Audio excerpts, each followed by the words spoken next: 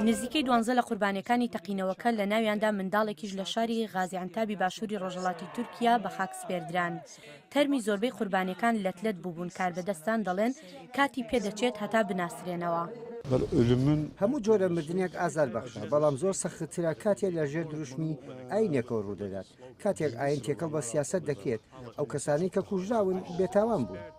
زیاتر لە 50 کەس کوژران و 70 کەسی تریش بریندار بوون لەو تەقینەوەی کە لە میانەی زەماوەندێکی کوردیدا ڕوویدا.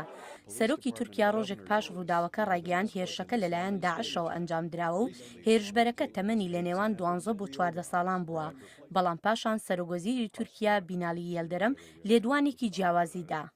Bu saldırıyla ilgili سەبارەت بە هێرشەکە بێگومان هێرشێکی گەورە بوو. هێشتا هیچ زانیاریەکمان لەبارەی ئەنجامدەرانی دەست نەکەوتووە. ئەمانە تەنها مەزەندەکردنن لەسەر بنەمای لێدوانەکانی ئەو کەسانە کە بە چاوی خۆیان ڕووداوەکەیان بینی بوو. ئەگەر ناشتێکی ڕاست نییە لە ئێستاوە بڕیار بدرێت لەسەر ئەوەی چ لایەنێک و ڕێکخراوێک ئەو هێرشەی ئەنجام داوە. فەرمانڕەوەی غازیانتاب عەلی یەرلیکایە و شارەوان فاتمە شاهین سەردانی ماڵی ئەو بکوزاوایەیان کرد کە ئاهەنگەکەیان بوو بە پرسە. هیوادارم ئەمە دوجار بێشتێکی وا ڕووبدات، با کەسی تر ئازار نەچێژێت. ئێمە نازانین کی ئەم کاری کردووە، ئێمە زیانمان بۆ کەس نەبووە. ئەم تەقینەوەی لە کاتێکدایە کە کوردەکان لە سووریا ناوچەی زیاتریان لە تیرۆریستانی داعش سندۆتەوە. حکوومەتی تورکیا نیگەرانی ئەوەیە کە ڕەنگە پەیوەندی هەبێت لە نێوان سەرهەڵداوە کوردەکانی تورکیا و ئەوانەی سووریا کە کار بکەن بۆ ئامادەکردنی ئەو ناوچەیە بۆ دەوڵەتێکی سەربەخۆ. ئەردوغان ڕایگەیان مەبەستی ئەو جۆرە هێرشانەی وەکو ئەوەی غازیانتاب ئەوەیە کە جیاوازی لە نێوان پێکاتە جیاوازەکانی تورکیا، عەرەب، کورد و تورکمان و ئەوانی تر بکەن.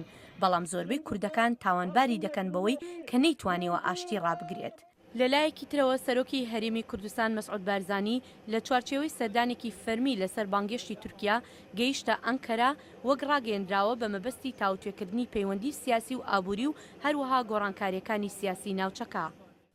ئەمەش لە کاتێکدایە کە وەزیری دەرەوەی تورکیا مەڤلود چاڤژۆغلۆ ڕایگەیاند کە باڵوێزی تورکیا لە نەمسا بانگ کراوەتەوە بۆ تاوتوێکردنی پەیوەندیەکان لەگەڵ نەمسا. ئەمەش بەهۆی بڕیاری کاربەدەستانی نەمسایی بوو بۆ ڕێگەدان بە خۆپشاندانێکی پشتیوانانی پەکەکە لە ڤیانا کە تیایدا دروشمی دژە تورکیا دەگوترایەوە. هاوکاتی کێشەی سیاسی و ئاسایش لە تورکیا بڕیارە جێگیری سەرۆکی ئەمریکا جۆ بایدن سبەینێ چوارشەمە سەردانی تورکیا بکات بە مەبەستی دووپاتکردنەوەی پشتیوانی ئەمریکا بۆ تورکیا و ئاساییکردنەوەی پەیوەندیەکانی کە لە پاش هەوڵی کودەتاکەی تورکیا ئاڵۆزی تێکەوتبوو. هێرۆ زەنگەنە، دەنگی ئەمریکا.